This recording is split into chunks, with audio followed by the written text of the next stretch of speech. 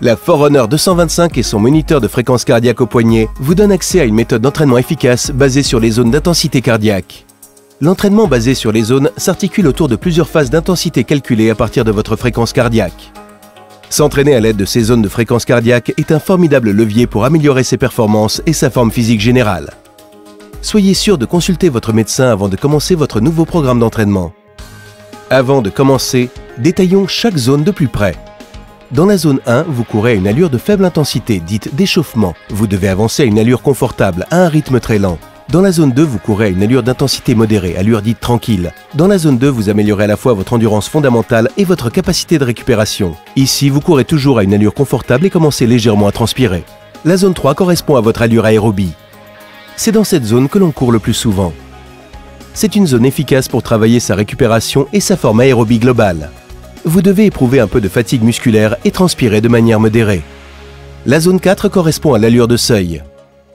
On court à cette allure sur de petites distances, à des vitesses plus rapides, dans le but d'améliorer les performances et l'endurance globale. Dans la zone 5, vous courez à une allure d'intensité maximale. S'entraîner à cette vitesse permet d'augmenter sa vitesse maximale au cours des compétitions. Cette allure est la plus éprouvante de toutes. Elle provoque une fatigue musculaire importante et doit être limitée à de petites distances uniquement. Maintenant que vous en savez plus sur les zones de fréquence cardiaque, il est temps pour vous de les configurer. Quand vous démarrez pour la première fois votre montre et que vous renseignez votre âge dans votre profil utilisateur, la Forerunner 225 calcule immédiatement vos zones de fréquence cardiaque pour vous. Si vous le souhaitez, vous avez la possibilité de modifier vos zones. Sélectionnez le menu principal, les paramètres, puis le profil utilisateur. Sélectionnez Zone de fréquence cardiaque.